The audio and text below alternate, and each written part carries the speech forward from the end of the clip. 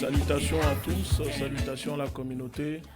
C'est Egouti Béanzin en direct d'Afrique du Sud. Nous sommes à Johannesburg et vous êtes dans l'émission Rendez-vous géopolitique ce soir et nous aborderons la question de la grande stratégie russe face à l'opération spéciale en Ukraine avec mon invité Alexandre Bobrov, directeur de la faculté des relations internationales du MJMO Moscou en Russie. Je vous l'avais promis que nous allons faire une émission pour parler de l'opération spéciale en Ukraine parce que vous le savez que les médias occidentaux, la presse, les journalistes, les médias mensonges ne disent pas la vérité concernant l'opération spéciale en Ukraine.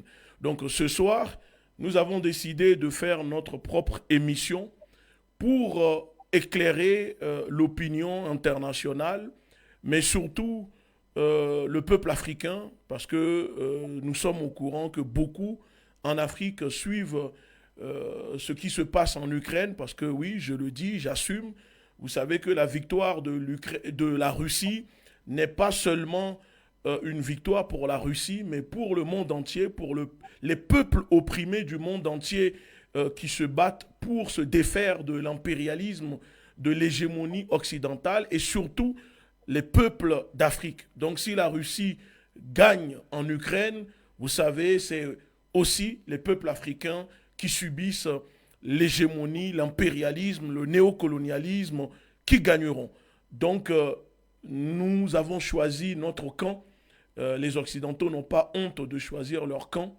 Ils s'assument, ils se réunissent pour prendre des décisions, pour envahir des pays, pour coloniser des pays. Alors il est temps que les peuples opprimés du monde entier s'unissent aussi pour faire bloc face à l'hégémonie occidentale. Donc nous sommes avec notre invité, mais avant de démarrer, je vais vous présenter le modérateur ce soir qui est là, Monsieur Tanguy. Merci. Comment vas-tu? Ça va. Et bien évidemment qu'on ne peut pas commencer l'émission sans remercier nos partenaires de Impulse Radio et Impulse Group. Yes, thank you. Merci à vous. Vous êtes la bienvenue. C'est la maison de la maison africaine.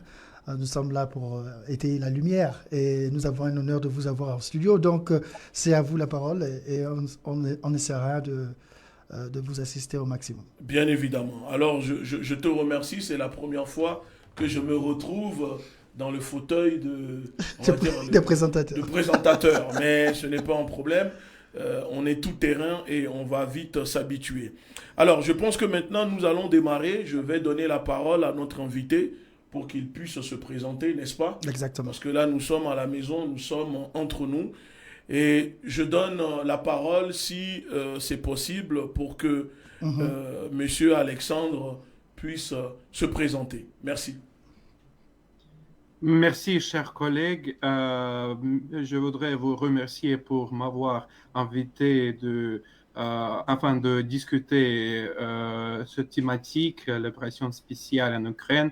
Et je suis complètement d'accord avec tout ce que vous avez dit dès le début, parce que oui, c'est la victoire russe en Ukraine, c'est la victoire pour tout le monde, parce que oui, toutes ces choses, je voudrais les éclaircir plus profondément pendant cette heure. Et également, je voudrais dire que je représente l'Institut des relations internationales de Moscou. Ce n'est pas juste un institut, c'est peut-être un leader parmi tous les pays occidentaux en matière des relations internationales. Et beaucoup de spécialistes estiment que notre institut est aussi très intéressant. C'est pourquoi j'espère que certains qui vont entendre notre discussion aujourd'hui, peut-être un jour sera notre étudiant. C'est pourquoi nous sommes ouverts à toutes les applications, surtout les applications provenant de l'Afrique, parce qu'on attend des étudiants en Afrique pour qu'on puisse nous échanger en matière géopolitique. D'accord. Oui, c'est une coupe. Merci beaucoup pour la présentation. Et j'espère que en Russie, je sais que nous sommes suivis en ce moment en Russie. Donc, je pense que nous allons aborder les questions que nous avons préparées pour vous, Monsieur Alexandre, parce que vous savez que beaucoup de personnes veulent comprendre, veulent savoir la vérité. Et je pense que ce soir, nous allons éclairer, enfin, essayer d'éclairer au maximum à ces personnes pour que les gens comprennent, parce qu'on sait que les médias occidentaux, soit c'est la censure, ils ne veulent pas donner la parole à la Russie pour s'exprimer, pour donner sa version, ou il y a une modification des faits, il y a du révisionnisme de l'histoire, des faits, de ce qui se passe en ce moment en Russie. C'est-à-dire que, vous savez, les Occidentaux ont cette manière de faire les choses. Il n'y a qu'une seule version, c'est la version occidentale, mais ceux qui se défendent ou ceux qui sont opprimés, on ne leur donne pas la parole, on n'écoute pas leur version. Donc c'est pour ça que nous, on a décidé ce soir de vous inviter dans mon émission Rendez-vous géopolitique pour que ensemble, alors on espère que vous allez éclairer. Alors la première question que nous allons poser, comme les gens ont pu, vous pouvez le lire sur l'émission, c'est la grande stratégie de l'opération spéciale de la Russie en Ukraine. Alors, la première question, Monsieur Alexandre, quels sont les objectifs de la grande stratégie russe face à l'opération spéciale en Ukraine? Oui, merci beaucoup pour cette question. Et pour donner la réponse exacte, il faut comprendre la situation générale qui existe maintenant entre la Russie et l'Ukraine.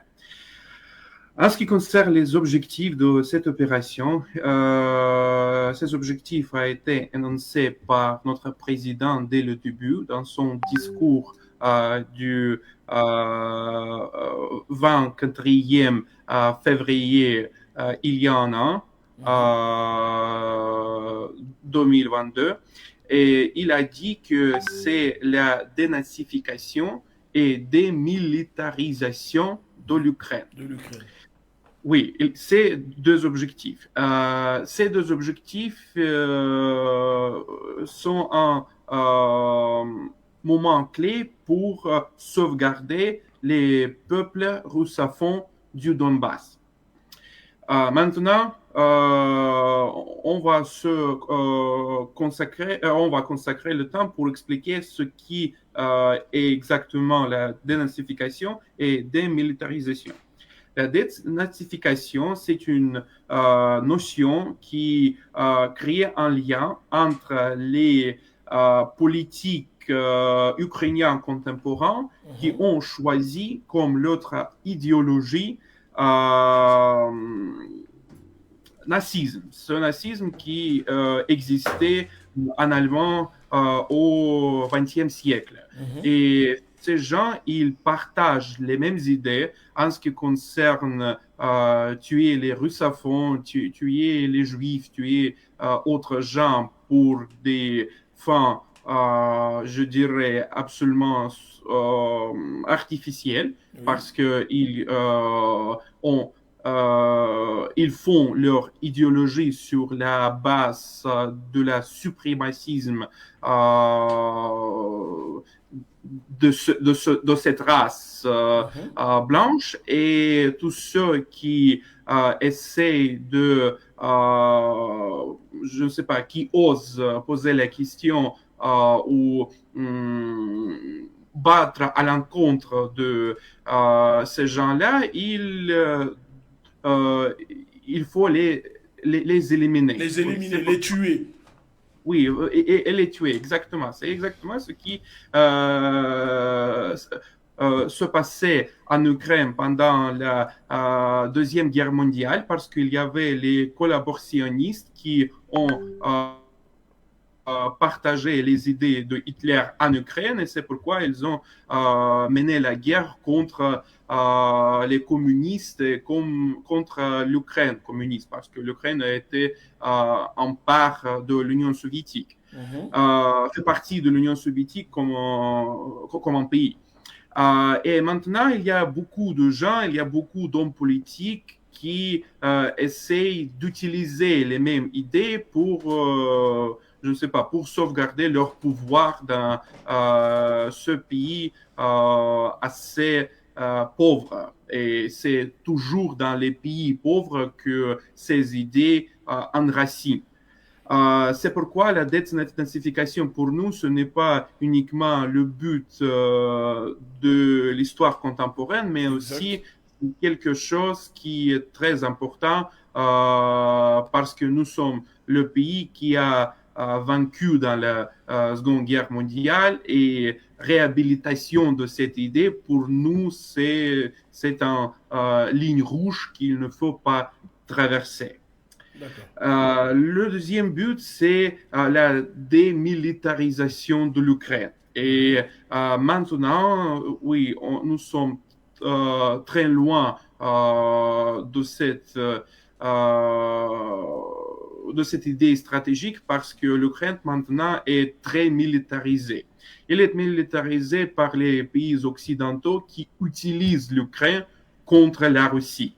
Et c'est pourquoi maintenant ce n'est pas la guerre bilatérale entre nos pays, mais c'est une guerre que la Russie mène contre l'ensemble des pays occidentaux. Des pays occidentaux. Oui, exactement, parce que leur soutien, ce n'est pas le soutien, je ne sais pas, de forme technologique. Il y a beaucoup de gens qui mènent la guerre contre nous. Il y a beaucoup de captivés occidentaux. Oui, on va dire, sans te couper, Alexandre, si je comprends bien, c'est comme si il y avait des puissances impérialistes cachées dans l'ombre qui attendaient peut-être le moment de s'unir et de soutenir un pays contre la Russie, à défaut que eux-mêmes ne puissent directement venir en face pour affronter militairement la Russie, qui est, rappelons-le, une puissance militaire, mais aussi une puissance nucléaire. Donc, on utilise au fait en quelque sorte les nazis, les ukro-nazis de l'Ukraine pour faire la guerre à la Russie. Donc en ce moment, la Russie n'est pas en train d'affronter un seul pays, mais la Russie affronte, il faut le dire, l'OTAN, les États-Unis, la France, la Grande-Bretagne et les supplétifs de ces pays qui soutiennent l'Ukraine contre la Russie. C'est ça ? Absolument, parce que pour comprendre que c'est l'ensemble de pays occidentaux, il faut jeter un coup d'œil sur la liste des prisonniers dans les républiques du Donbass captivés par les forces russes. Ce sont les Américains, les Français, oui, les Canadiens, les gens qui non seulement soutiennent l'Ukraine militairement, mais aussi personnellement, parce que c'est exactement ce qu'ils le font là-bas dans les républiques du Donbass. Ils mènent la guerre contre les Russes. Oui, et c'est pourquoi c'est exactement la manifestation de toutes ces idées que vous avez déjà exprimées.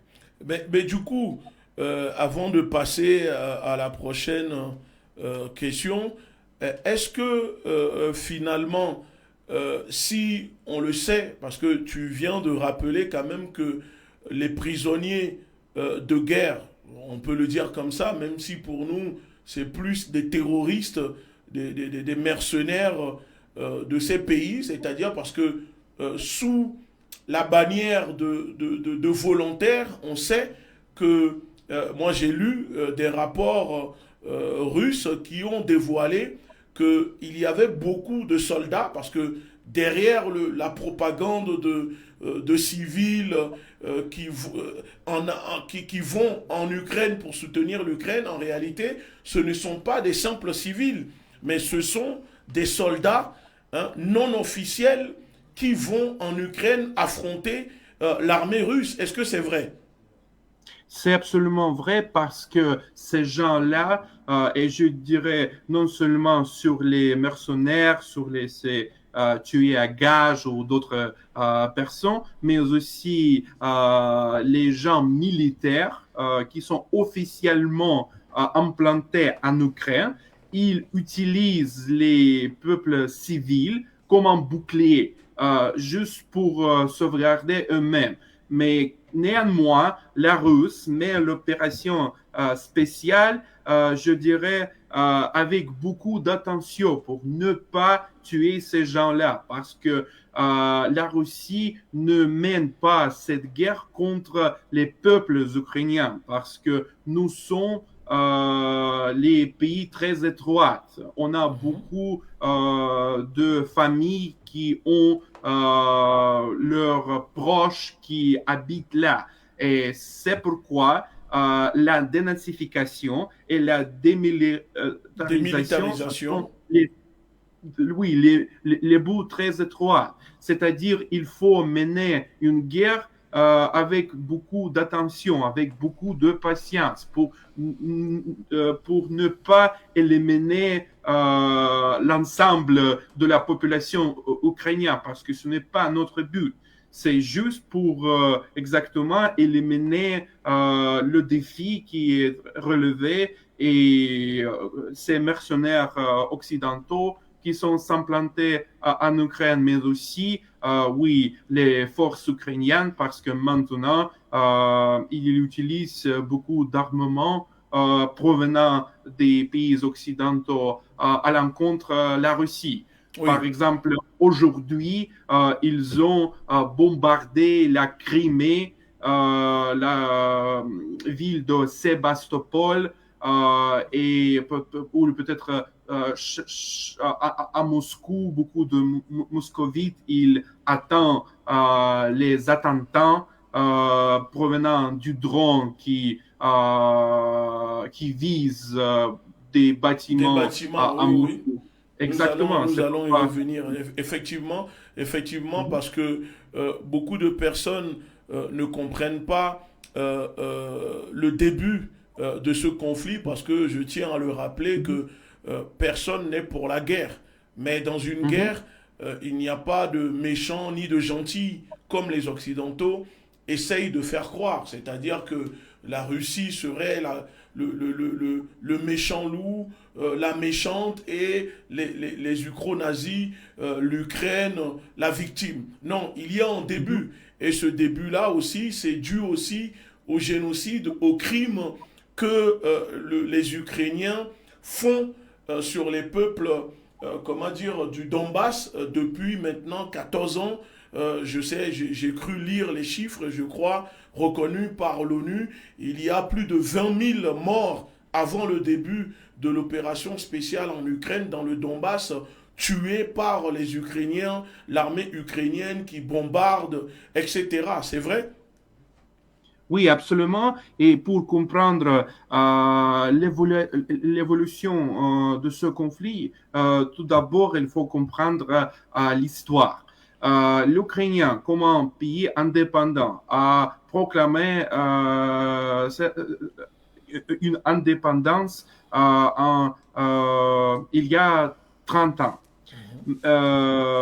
Mais Ukraine, c'est un pays qui a fait partie de la Russie, de l'URSS, de l'Empire russe depuis beaucoup de siècles. Et c'est pourquoi tous ces liens qui existent entre nos deux pays, ils sont très étroits. Par exemple, moi-même, j'ai un grand père qui a été né en Ukraine et puis il a moved. Il est mort. Non, il s'est déplacé. Il s'est déplacé. Il a immigré. Oui, il s'est déplacé à Saint-Pétersbourg et c'est pourquoi il est presque impossible de dire si il est un Russe ou il est un Ukrainien. Et la même chose, on peut voir avec beaucoup de familles parce que ils sont inséparables en ce qui concerne les liens qui existent entre nos deux pays. D'accord. Après l'indépendance, l'Ukraine a été divisée entre deux parties. La partie russophone, Oui. et ça c'était à l'est du pays, c'est les républiques du Donbass, c'est la Crimée, et c'est également la population dans les régions alentour de Kiev, parce que Kiev, comme une capitale, a été également divisée entre les russophones et les Ukrainiens. Mais les Ukrainiens, ils ont beaucoup de questions en ce qui concerne comment créer leur pays indépendant. Il y avait deux variantes. Le premier variant, c'était de créer un pays fédéraliste pour démontrer que leur pays consiste de beaucoup de gens. Ce sont les russophones, je ne sais pas, les juifs, les hongrois, les biélorusses, et ils sont ensemble réunis dans ce pays-là comme un projet politique. Comme par exemple en Afrique du Sud, il y a beaucoup de peuples qui maintenant habitent dans ce terrain-là, mais ils sont réunis par un projet politique. Exactement. Il y a 9 langues, mais quand même, c'est un pays unifié. La même chose, c'était un des deux variantes du pays en Ukraine. Mais ils ont choisi la deuxième variante de créer un État anti-russe.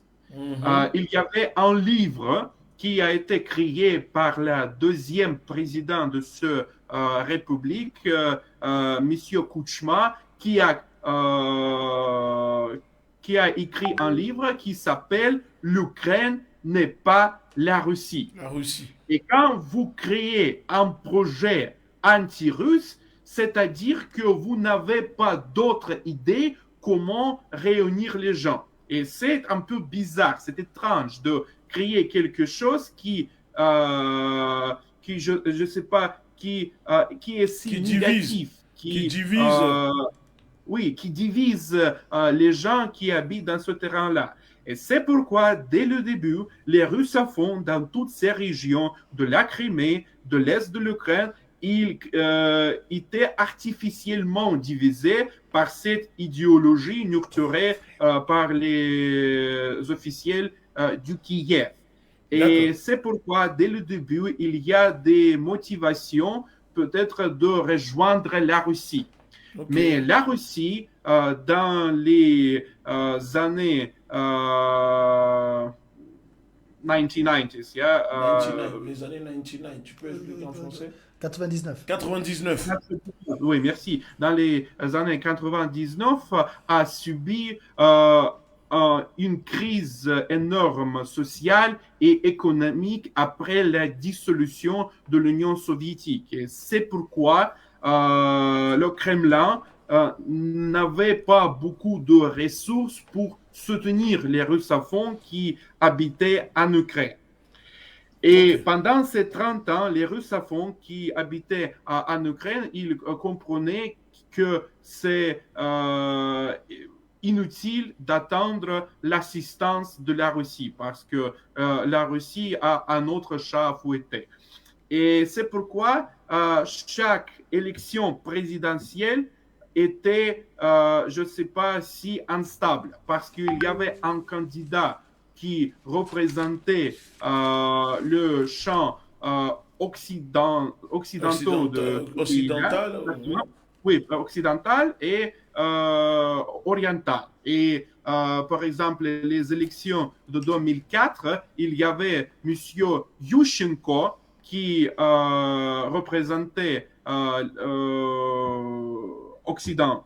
Et il y avait Yanukovych qui représentait l'Orient. Et il y avait 3 étapes de cette élection. Mais comme vous le savez, on ne peut pas avoir plus de 2 étapes des élections parce qu'il y a un premier tour parmi les, je ne sais pas, une dizaine de candidats et les 2 premiers candidats, ils entament la 2e étape de cette élection face à face. Exactement ce qui s'est passé en 2004. Yanukovych, qui représentait le champ oriental, il a vaincu cette étape. Mais les gens qui ont été contre ce don politique, ils ont créé la première révolution de Maïdan. Ce n'est pas la place, oui, c'est 2004, il y a 10 ans. D'accord. Et c'est pourquoi il décidait de créer une 3e étape illégitime pour donner la victoire à M. Yushchenko. Et ça, c'était la première manifestation de cette division qui existait entre les 2 parties de ce pays-là. Parce qu'il y a eu... pendant les 10 ans à suivre, cette division devenait beaucoup plus profonde. Et c'est pourquoi, après, il y avait une révolution de 2014. Oui, parce que, rappelons-le, il y a eu un coup d'État préparé, soutenu, financé par les Occidentaux, notamment les États-Unis, qui a renversé le président élu démocratiquement en Ukraine. C'est ça? Il y a eu un coup d'État. Absolument, parce que monsieur Viktor Yanukovych, qui était un candidat pro-russe, mais il n'était pas pro-russe parce qu'on a beaucoup de problèmes dans les relations entre monsieur Poutine et monsieur Yanukovych, mais quand même, ce candidat-là, il a été élu en 2010 parce que monsieur Yushchenko, qui représentait l'Occident du pays, il a commis beaucoup d'erreurs. Et c'est pourquoi il n'était pas réélu en 2010. Et avec M. Yushchenko, il était élu démocratiquement et vraiment, c'est cette révolution du Maïdan, deuxièmement, 10 ans après la première révolution, oui, il était financé par les pays occidentaux, notamment par l'Allemagne, la France et la Pologne, parce qu'ils ont donné beaucoup d'assistance aux oppositions qui a utilisé les armements contre la police, contre l'armée et contre M. Yanukovych. Mais M. Yanukovych, il n'était pas un homme politique fort, il était très faible. Oui. Et c'est pourquoi il a décidé juste de partir et il a to flee. Il a fui. Oui, il a quitté, oui, parce que sinon on allait le tuer. Il a quitté l'Ukraine, oui. Il a été l'Ukraine pour la vie. En exil, exactement. Et c'est pourquoi ces opposants, ils ont gagné la victoire. Et dès le 2014, c'est M. Poroshenko, représentant un anti-russe. Anti-russe, oui, qui devenait le président très anti-russe. Oui, même par rapport à M. Yushchenko. Oui, d'ailleurs, pour passer à la prochaine question, il faut savoir que ce monsieur que tu viens de citer faisait des crimes contre l'humanité sur les populations dans le Donbass, parce que il le disait ouvertement. Pour lui, les populations dans le Donbass, soit ils fuyaient, soit ils allaient mourir. Il disait même que il est hors de question de les laisser voir la lumière du jour, en gros tellement que ils bombardaient le Donbass, les populations étaient obligées de vivre dans la cave, sous terre, etc. Et lui, ça le, comment dire, il aimait cela, il se vantait de commettre des atrocités sur les populations dans le Donbass, tout simplement parce que c'est des populations russophones, en fait. Donc c'est ça qui fait que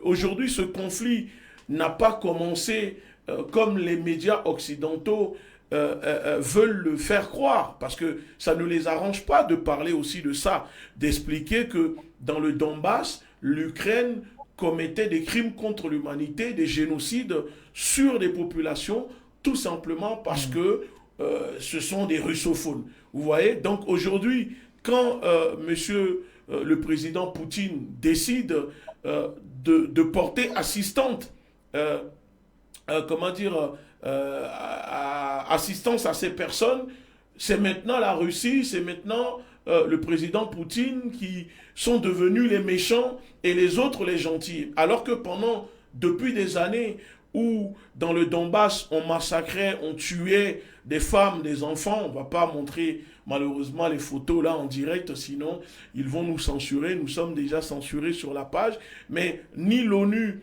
ni les États-Unis, ni la France, la Grande-Bretagne n'ont décidé d'aller soutenir ou de créer une légion étrangère pour aller défendre ces populations. Mais quand la Russie décide d'assumer son rôle et de venir en aide aux populations du Donbass en lançant l'opération spéciale en Ukraine, alors tout de suite, on voit une coalition d'impérialistes, une coalition de colonisateurs, de menteurs qui s'est formée, et on essaye de détruire un peu la Russie en accusant la Russie d'envahir l'Ukraine, etc.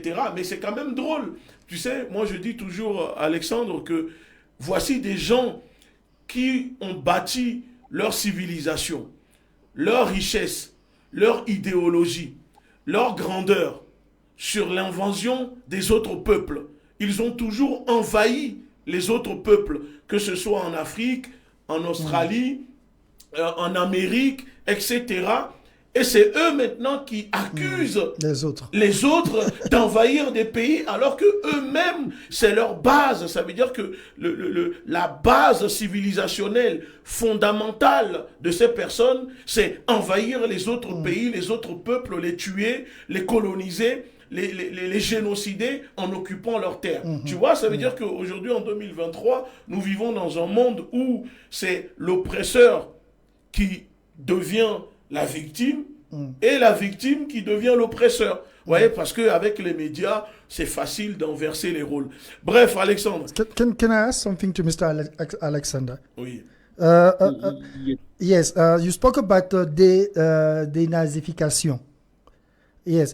Will you say that Russia was basically, I will say, a guardian angel for the world?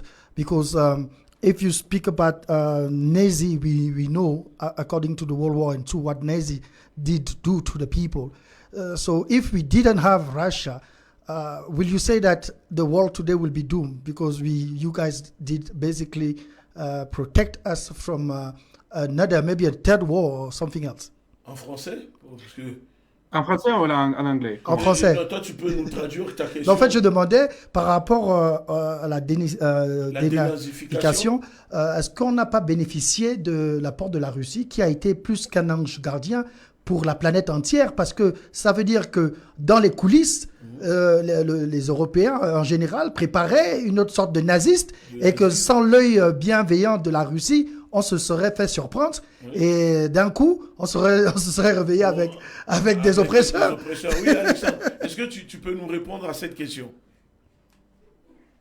Oui, j'essaierai de le faire parce que dès le début, il faut dire que l'idéologie de M.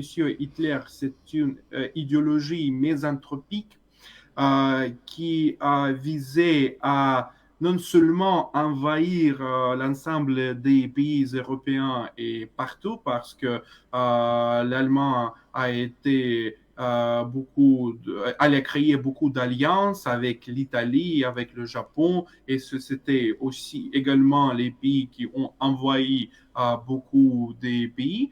Mais en ce qui concerne la Russie, oui, parce que la Russie a été la victime de l'opération qui a été menée par l'ensemble du pays européen. Parce que dès le début, l'Allemand a envoyé la France, les pays Balkans, et c'est pourquoi il y avait beaucoup de divisions internationales. Par exemple, moi, je suis Saint-Pétersbourgeois. Saint-Pétersbourg, c'est la deuxième ville de la Russie. Et pendant la Seconde Guerre mondiale, cette ville a été encerclée par les troupes allemandes. Mais ces troupes consistaient non seulement des Allemands, mais aussi des légions finlandais, hongrois, rouméniens, norvégiens, suédois. Il y avait également des Espagnols et c'est pourquoi ça c'était une opération occidentale contre l'URSS. Ils ont essayé de portrayer comme une lutte contre le communisme, mais ce n'est pas vrai. Ce n'est pas vrai, oui, ça tout le monde. Oui, exactement. Ça, c'était une opération contre la Russie parce que l'URSS, c'était une des guises de l'Empire russe parce que c'est avec notre territoire, avec notre histoire, il faut comprendre que l'URSS et l'Empire russe et maintenant la Fédération de Russie, ce sont les étapes de l'évolution de notre État. Il ne faut pas dire que l'idéologie est plus important que l'histoire. Et c'est pourquoi, oui, chaque famille russe a été victime de cette guerre et pourquoi pour nous la victoire contre le nazisme c'est non seulement la victoire, c'est la deuxième naissance de notre État parce que oui, exactement, si la Russie n'a pas vaincu dans cette guerre, ce n'est pas la Russie, mais c'est tous les pays du monde et même les pays africains, ils seraient la prochaine victime de M. Hitler. Oui, son idéologique est misanthropique, il faut le comprendre. Merci. Yeah, merci. D'accord, merci. Je pense que nous allons passer quand même à la prochaine question. La prochaine question que je souhaite te poser à M. Alexandre, c'est de savoir quels sont les principaux tactiques et stratégies employées par la Russie dans cette opération spéciale en Ukraine. Oui, j'ai abordé ces questions quand j'ai dit que l'Ukraine est maintenant les civils en Ukraine, ils sont le bouclier contre l'armée russe. Et c'est pourquoi on comprend qu'il ne faut pas envahir l'ensemble du territoire de ce pays-là. Il ne faut pas éliminer chacun qui habite dans ces territoires. La Russie essaie de faire une sorte pour qu'on puisse démilitariser les sites militaire de l'Ukraine sans tuer les civils. C'est une tâche très énorme, c'est très difficile. Facile, hein. Et c'est la raison pour laquelle on voit maintenant peut-être que notre offensive n'est pas autant progressif qu'on l'attend ici en Russie, parce que beaucoup de gens ici en Russie, ils critiquent le Kremlin et monsieur Poutine pour n'est pas agressif contre l'Ukraine. Oui, mais si notre pays essayait d'éliminer l'Ukraine, on peut y utiliser les armes nucléaires. Mais ce n'est pas exactement ce qu'on veut faire. Parce que pour nous, c'est juste, on le fait pour dénazifier et pour démilitariser ce pays. Oui, et c'est pourquoi on ne voit pas beaucoup de progression en ce qui concerne les aspects stratégiques de cette opération. Mais je dirais, si je peux, moi je peux compléter en disant que ça se voit depuis le début que le président Poutine ne veut pas faire des gros dommages collatéraux, parce que moi cela me fait quand même sourire quand les médias occidentaux font croire que la Russie a des difficultés pour comment dire, prendre l'Ukraine à 100%.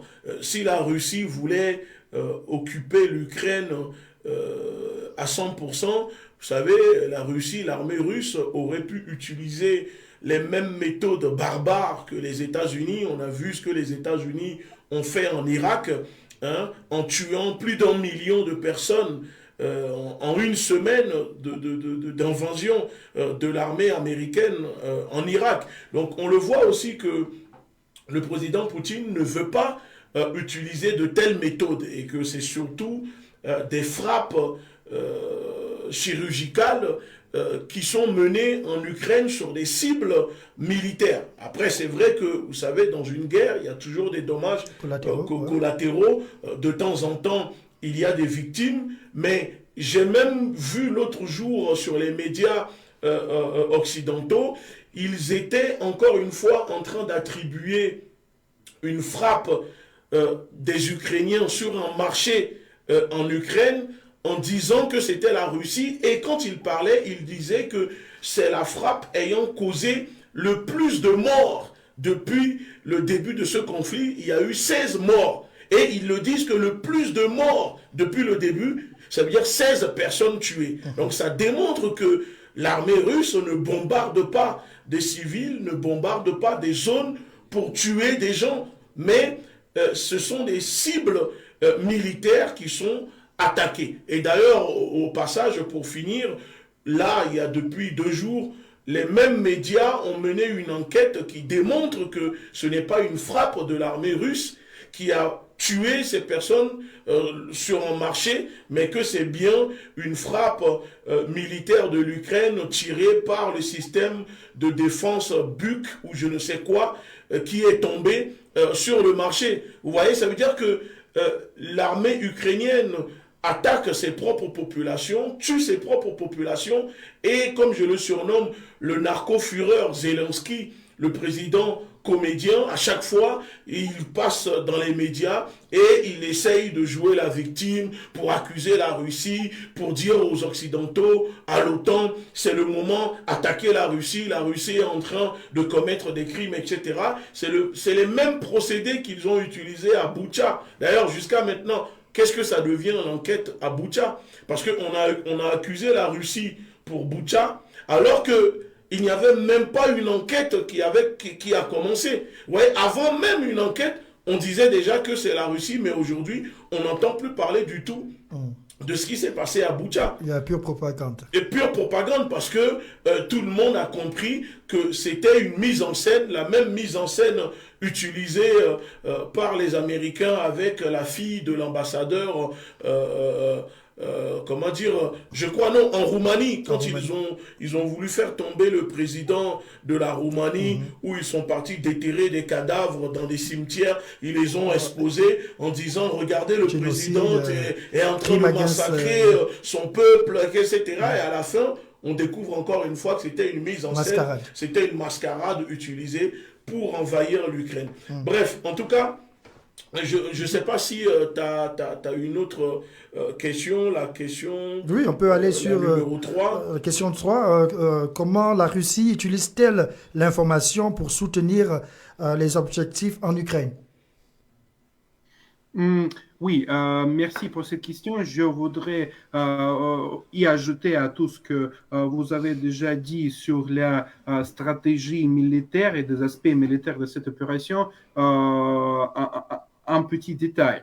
Voyez-vous, la Russie n'a pas envoyé des grandes villes. La ville de Kherson, par exemple, ou de Kharkiv.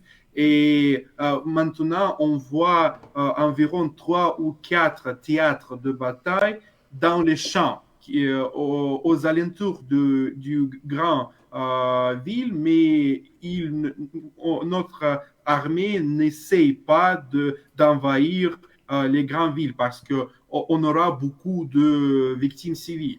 Et c'est pourquoi on utilise la stratégie de broyer, de moudre l'armée ukrainienne avec tous ces armements occidentaux qu'ils ont obtenus comme une assistance politique des pays occidentaux. Et on attend qu'on aura un moment où ils seraient à bout de leurs efforts pour lancer les pourparlers directs diplomatiques. Parce que pour donner une réponse à votre question, il faut encore une fois regarder l'histoire du processus politique qui est aussi important dans ce conflit-là. Comme j'ai déjà dit, après 2014, c'était M. Poroshenko qui, au lieu de réintégrer les républiques du Donbass ou, par exemple, la Crimée, qu'ils ont finalement perdu, il a lancé une opération antiterroriste à l'encontre de ces républiques russophones.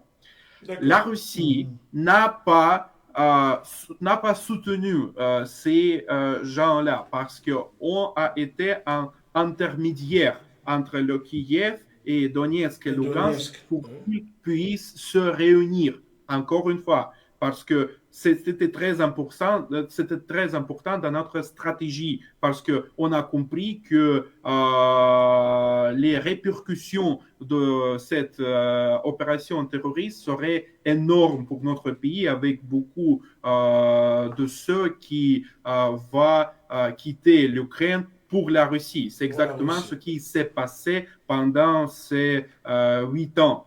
D'accord. Oui, on a fait tout ce qu'on pourrait faire et on a conclu les accords de Minsk qui a été signé entre les officiels de Kiev et les républiques du Donbass.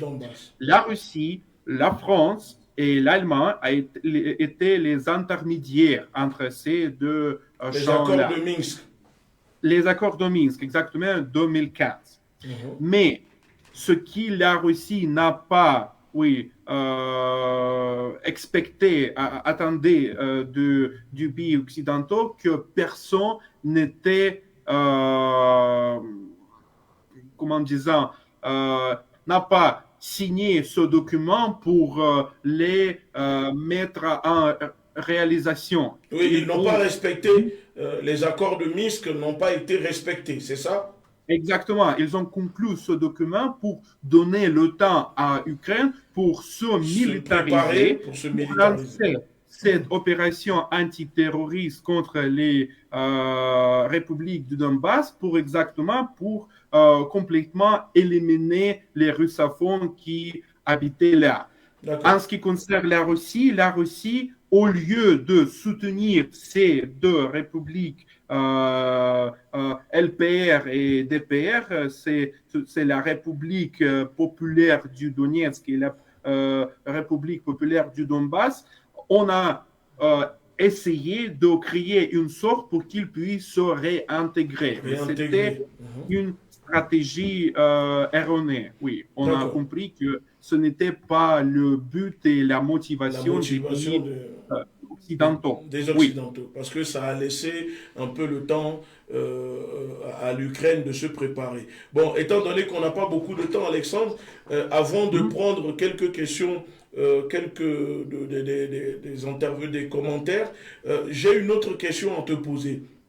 Avec tout ce que tu viens de dire, il faut quand même qu'on parle de l'armée russe. Donc, quel est le rôle aujourd'hui des forces armées russes dans l'opération spéciale en Ukraine? Très rapidement. Oui, l'opération est un défi à relever pour l'ensemble de notre société. Chacun comprend que ce n'est pas juste, je ne sais pas, l'opération spéciale dans les pays lointains de la Russie, mais c'est le défi pour notre civilisation. Et on a beaucoup de gens qui ont décidé de joindre l'armée comme engagé pour s'engager. Oui, de s'engager volontairement. Il n'était pas forcé de le faire parce que beaucoup de gens ils l'ont fait de volonté. Et maintenant, l'armée russe est une structure grande, mais il faut comprendre que l'opération spéciale en Ukraine, ce n'est pas la seule chose qu'on a dans notre stratégie, parce que on a aussi des troupes qui sont installées dans d'autres pays, comme par exemple l'Arménie. Maintenant, elle est aussi un défi à relever en ce qui concerne tout ce qui se passe dans la région du Karabakh et en Arménie, exactement. Oui. Et on a aussi les troupes qui sont installées dans les pays centrasiques. Et c'est pourquoi pour gouverner cette structure bureaucratique, on a besoin de beaucoup de gens. Et c'est pourquoi il y a beaucoup de volontaires qui joignent maintenant l'armée pour soutenir notre pays, pour le défendre à l'encontre des pays occidentaux. Parce que si c'était juste un conflit bilatéral entre la Russie et l'Ukraine, ça c'était un conflit très rapide. Il ne fallait pas mener la guerre pendant un an et demi pour vaincre. C'est pourquoi c'est un conflit aussi long. D'accord. Ma dernière question avant de passer la parole à M. Tanguy, comment les acteurs régionaux et internationaux réagissent-ils à la grande stratégie russe en Ukraine, selon toi, Alexandre? Oui, il faut faire une division entre les pays occidentaux et les pays non occidentaux. Si on parle de l'ensemble des pays occidentaux, ils ont lancé beaucoup de sanctions entre la Russie et c'est pourquoi si on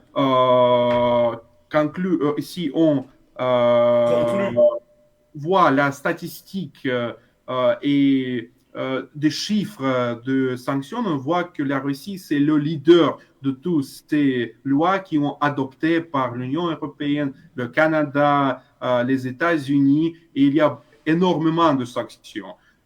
C'est beaucoup plus que face à l'Iran ou, je ne sais pas, la Venezuela, la Syrie en ensemble. Et maintenant, la Russie, il essaie de créer, de rejustifier, de remodifier notre économie parce que ces sanctions, il était visé la population russe pour qu'ils appauvrissent et mais pour ça ne qu'ils fonctionne pas. pour qu'ils quoi? Ces sanctions qu'ils mettent contre la Russie, malheureusement, ont plus d'effet sur eux-mêmes, sur leur population, que sur les populations russes. Moi, j'étais en Russie il n'y a même pas 6 mois.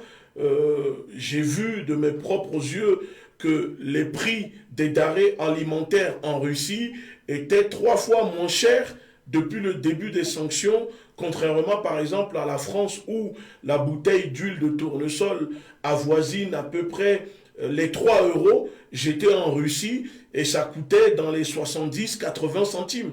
J'ai d'ailleurs publié une vidéo pour expliquer comment les sanctions contre la Russie provoquent plus d'effets sur les populations en Europe, en France, etc. Et en plus, ils disent qu'il y a des sanctions, mais j'ai retrouvé des produits fabriqués par la France qui sont encore vendus en Russie. C'est-à-dire, officiellement, on nous dit on met des sanctions, mais officieusement, ces entreprises, la France, etc., continuent de vendre ces produits en Russie, continue d'acheter l'hydrocarbure de la Russie, mais on fait croire, au fait, à travers les médias que on a mis des sanctions contre la Russie et donc c'est que les Russes qui subissent et non les populations européennes. Voilà. Est-ce que c'est correct, monsieur Alexandre?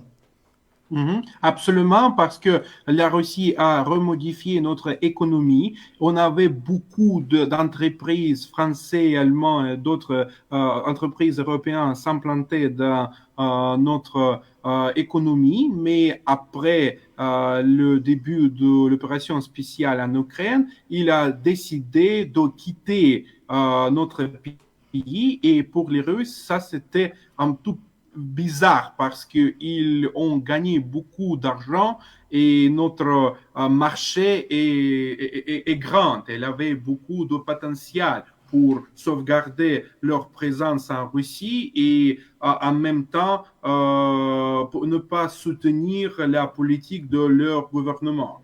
Quand même, il y avait beaucoup de ceux qui ont quitté et après notre société, ils ont substitué toutes ces entreprises qui ont quitté notre pays. Et pour nous, ça c'était, je dirais, c'était un miracle économique parce que oui, pour le moment, on voit des chiffres. Notre économie a démontré la hausse de 3 ou 4% annuel et ça c'est très bien pour notre économie.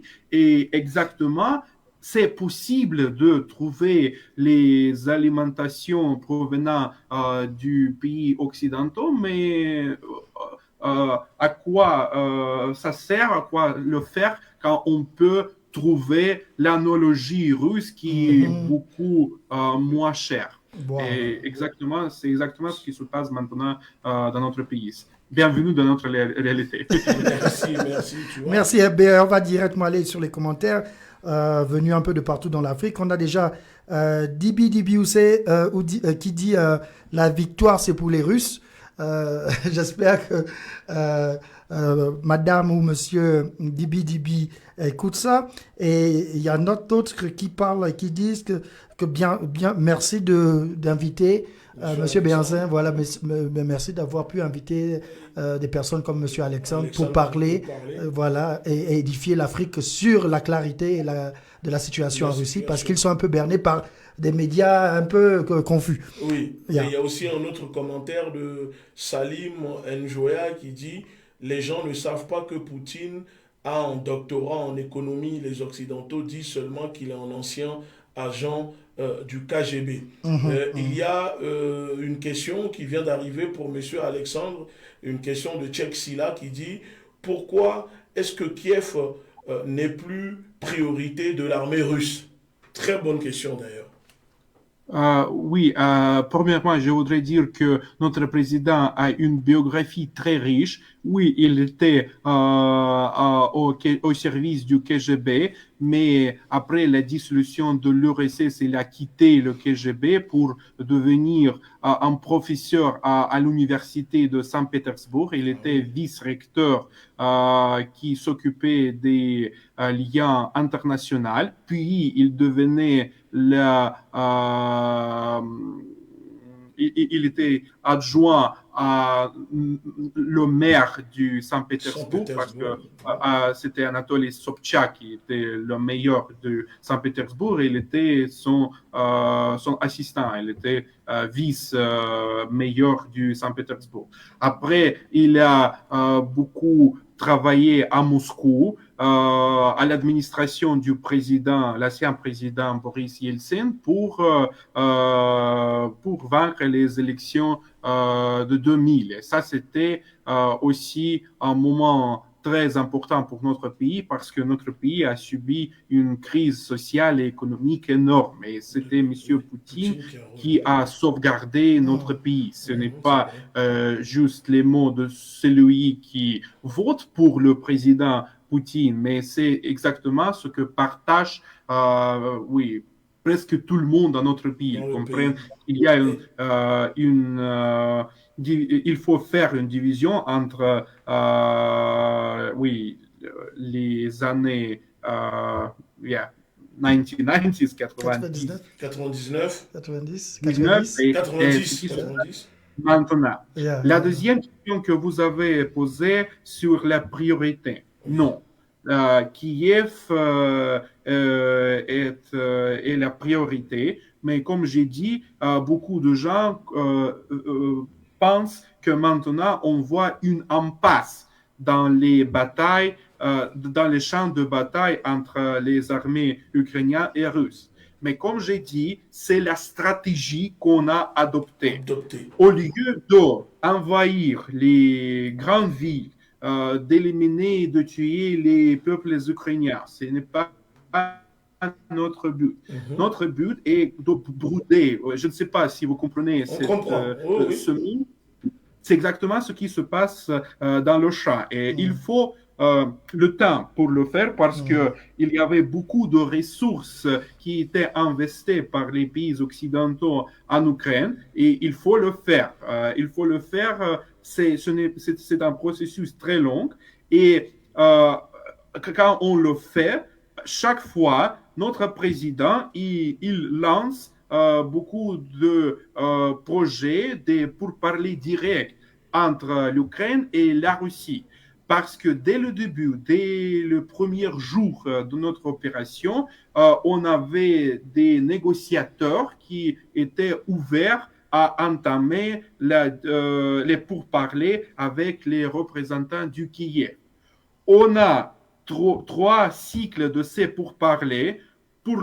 Les premiers étaient lancés dans les territoires de Biélorussie, c'est notre voisin et aussi c'est un allié russe, mais quand même ça c'était un terrain pour des pourparlers. Et puis on a essayé de signer un accord entre l'Ukraine et la Russie en Turquie à Istanbul.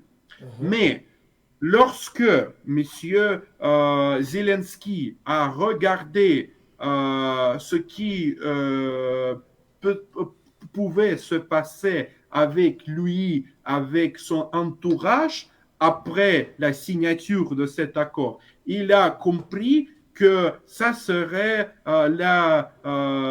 peut-être il serait mort politiquement. Parce que oui, ça c'était tout. Et c'est pourquoi il a dit à ses pourparlers, il a interdit de s'engager dans n'importe quel pourparler avec la Russie.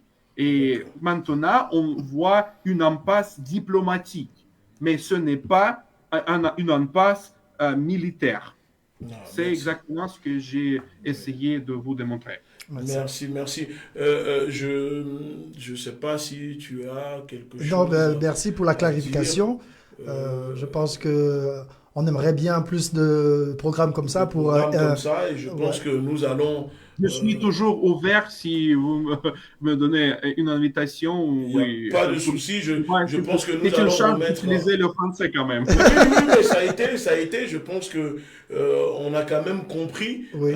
On sait La déjà situation. que le français n'est pas votre langue, mais l'essentiel est que les gens ont compris ou comprennent ce que Monsieur Alexandre a essayé de nous dire ce soir. Malheureusement, comme vous le savez, nous sommes en émission.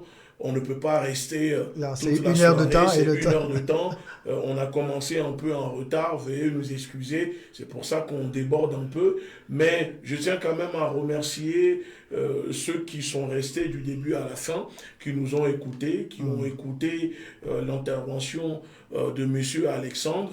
Je pense que nous allons remettre une autre émission plus tard pour compléter. C'est la première fois, c'est aussi un test. Dans ce premier live avec M. Alexandre. Et vous, en tant que présentateur. Et en tant que présentateur de l'émission. Ouais. Bon, ça change un peu parce que d'habitude, je suis plus en mode à l'attaque, mais là, je suis obligé de on l'a senti un peu durant l'émission, là. Vous attaquez beaucoup. Hein? Oui, parce que je suis obligé de rester dans ce monde-là. Mais bon, néanmoins, je pense que M. Alexandre est quand même satisfait de notre invitation. Et nous saluons au passage le peuple russe, qui est un peuple brave, très accueillant. Moi, je le dis, j'étais en Russie. Ce n'est pas ce que les médias occidentaux racontent que j'ai vu ou vécu en Russie. Et au passage, surtout, bien évidemment que je ne peux pas couper l'émission sans saluer tous les camarades panafricanistes. Bien sûr. Les femmes, les hommes qui se battent pour une Afrique libre, pour la dignité, l'autodétermination du peuple noir.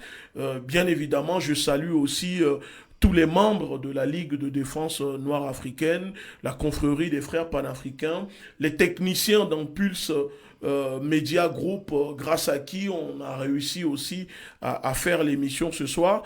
Sans oublier aussi mon associé, Monsieur Tanguy, et aussi le frère Stan, qui est à toute l'équipe, et surtout à la jeunesse africaine.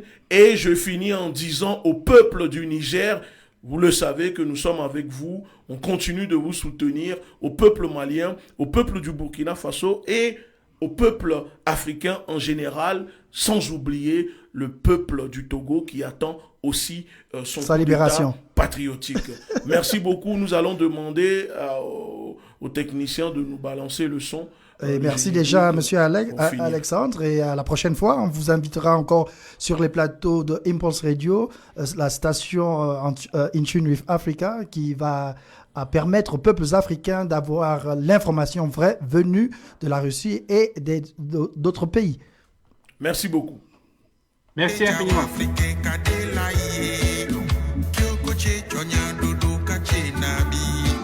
Kiwokoche